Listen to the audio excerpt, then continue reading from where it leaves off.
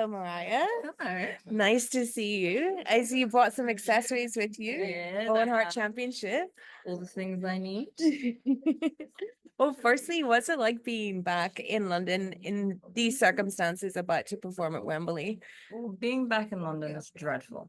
I remember quite easily why I moved countries twice. I was just trying to escape this place. But to be back here, to be a part of All In with AEW, because last year I was actually signed, but I was in Japan kind of watching it, thinking, I hope I could be a part of that next year. But I did not imagine that I would be going in for the Women's World Championship against Toni Storm. So that's an incredible feeling.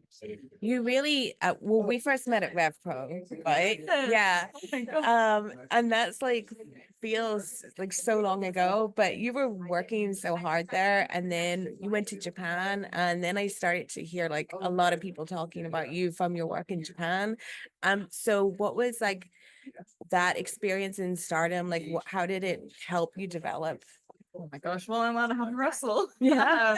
I think Japan has the best women's wrestlers in the world. The way that they're trained in the dojo, which is where I went every single week, and also we had a very heavy schedule in terms of shows. Yeah. But the way that they are trained, fundamentally, they are so good at wrestling to the point that they're young girls, which is essentially their rookies. When they come here to do a show, people are like, this is the best wrestler I've ever seen in my life. And it's like, that's their trainee, they're rookies, but it's because of the way their discipline and the way that they're trained there is so strict. So that was really an amazing experience. I think that taught me how to wrestle. I think working alongside Mina Shirakawa, she's so charismatic and she shows out so much, and she really helped me learn that. Also being foreign, and I can't talk to it. I try to learn a little bit of Japanese. I did do some primitive in Japanese, but ultimately I'm not fluent in Japanese. So I had to communicate with just my body and my facials and then some words. So I really learned how to show out, really. And I think Japan is just good wrestling, but it's also very good at the characters. That's interesting that you say that you learn how to wrestle there, because like what I remember about you is being someone that was always like trying to learn and like always like asking questions and like that kind of thing.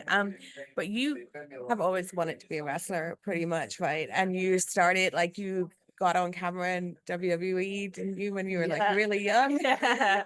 Just in the crowd. Everyone was like, oh my God. At what point in life did it like change in your head when, if you're someone growing up wanting to work in WWE, like you're probably seeing like divas wrestlers at the time and all that, and who a lot of them were great, but they were in like certain circumstances, right? Where does it switch in your head that you then get opened up to things like Japanese women's wrestling, independent wrestling, and all of that? So I think I had good timing in the sense of, so I wanted to be a wrestler as a kid. I love the divas as a kid. You don't really like get the mud wrestling is kind of gross. Yeah, I know. It's not their fault, and I'll always love the divas. I grew up with them. That's why I wanted to be a wrestler, and I also love like Jeff Hardy and people like that.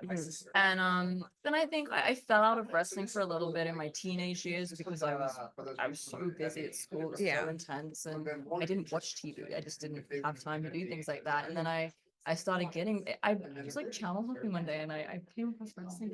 I haven't watched wrestling in ages, and I really got back into it. But this was just before the Diva Revolution. Okay. Starting to see. Was it like AJ Lee time? Starting to see, I was like, hold on a minute, Paige and stuff. I've got to wrestle here, which is But this was at the time when American women's wrestling was starting to change and be a viable thing that like I could do. And then I started training, and I discovered Japanese wrestling, and I discovered Stardom, and that became a really big goal. And it's nice that you say you always recognize me wanting to learn, because that was always a really big thing for me traveling, like discovering the indie. I didn't know what the independent scene was. I didn't know that there was independent wrestling, and discovering that and traveling all up and down the UK and doing the holiday camps, which is just like back-to-back shows. There's like 4 of you, and you build a ring, and you wrestle twice, and then you put a mask on. But I always wanted to learn, and I loved learning about different wrestling. And it's different in every country, which is amazing. Is there anyone in particular that really opened your mind? I remember you talking to Osprey a lot, and he's like, he's such a helpful guy. Yeah, he is. grabbed him, I think, after your cool show, and I was just like asked him for some advice, and he gave me a lot of advice, and just so many things he said made wrestling seem so much easier. I think at a certain point it clicks for you. I think that click happens a few times. It happened a lot in Japan for me, but I remember just thinking like, how do I ever get to this level? Like, how do I ever do these matches? How do I ever get this fight with this aura? And like the advice he gave me was like, he just made everything seem so simple, and it made me realize I'm completely overthinking it, trying to be something I'm not. I just need to be basic and nail that, and then you can build it and become. And it's something he figured out. He said, all this stuff. Yeah. And I figured out like you just need this and this and this and this works, and it's just like so interesting to hear that from him. So yeah, definitely will. But there's been a lot of people I've been fortunate to meet on my journey.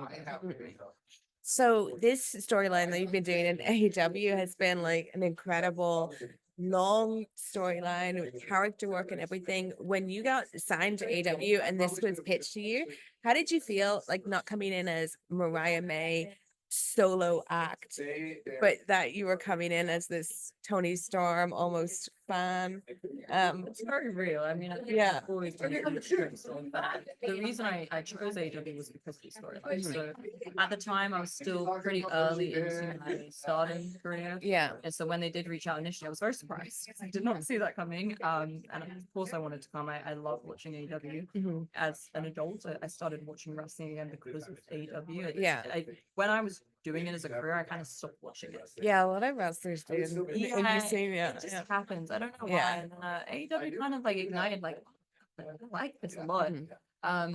So I was a big fan of AEW. I've always wanted to move to America and be on TV and have a sustainable career in wrestling. The independence on particularly, financially viable. So I was still really early on, and I said, like I'm 100% interested. I want to do this, but I have things in my heart that I need to do in Japan. I wanted to be a champion. I wanted to do the 5-star, which is a big singles tournament, and I wanted to learn. I'm not ready, and they were so gracious and so patient. And I spoke with Tony Khan directly. He explained the story, and I didn't know how far I would end up taking it, but he explained kind of the premise for it, and the fact that they had this idea and the story was so enticing, rather than like, you're just coming in because you've got some hype. And, you said you didn't come in as Mariah May, and I kind of loved that. I loved that. Like, it was interesting when I came in. I remember people were upset. They're like, it's not good enough, and it's just like I always and I always knew where I was going to take this. I've had my eye on Toni Storm since the Indies.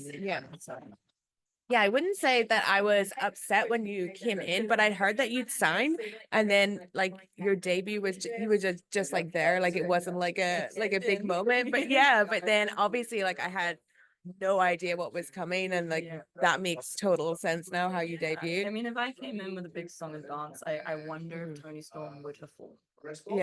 I think coming in low key and just telling Toni Storm how much I love her was the best way to go. Do you do your own hair and makeup when you are being Toni Storm? And please tell me about the first time you put on like her old clothes and people's reaction. I've done makeup a few times, but no, we do have an amazing glam team, and they helped me look more and more like Toni Storm, which is what I wanted. You look so much like her when you're done up. I always wanted to look just like Toni Storm and be Toni Storm. And when I put her gear on, I'm not gonna lie, my gear is a lot nicer than hers, but it's what I needed to do to get closer to her. And I think she looked at me and she saw herself. I think she looked in Stardom and saw herself. I think she looked in the UK and saw herself, and sort of put her gear on and really make her believe I was like a child, I guess. It was a great feeling, and it made me realize that this is going to work.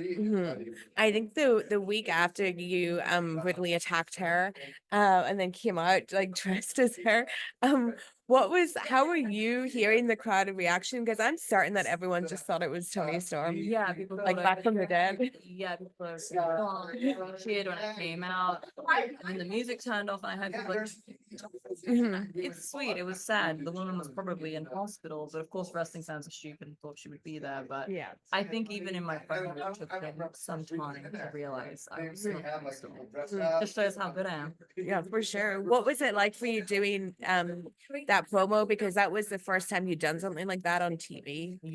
Like that seems scary. It was nice because it was good to explain why I did it. I think a lot of people were like, was it like a last minute decision, or why did she do this? And it was nice to just say like, look, this was always going to happen. I feel like when I debuted, everybody said, "Oh, she's gonna turn on Toni Storm." Yeah. I don't know if people have like short-term memory, but they were the ones who said it, and I said it from the start. You know, I wanted to be Toni Storm. Yeah. We all saw this coming, and I just wanted to explain why I did it and set the record straight. What my plan always was.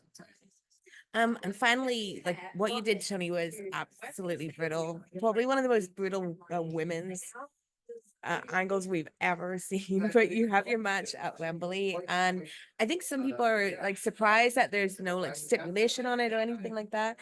Was that like a conscious decision, or what can we expect from the level of violence given it's just one-on-one? I mean, I've said this many times. On Sunday, Toni Storm is going to die. I think a lot of people are talking about Swerve and Bryan because it's career versus title, but I'm also really talking about the fact that when I'm done with Toni, her career is probably going to be over. Yeah. It will be more brutal than what we saw in Calgary, and I can understand the lust for a stipulation. I wouldn't mind having more ways to hurt her, but Yeah. I'm perfectly capable of breaking Toni Storm's heart and face with these hands. So I don't need a stipulation. I'm going to end her career. I'm going to take her title, and I will forget about that one. Well, thank you so much, Mariah. Thanks for not hitting me with a shoe. I was scared. Thank you.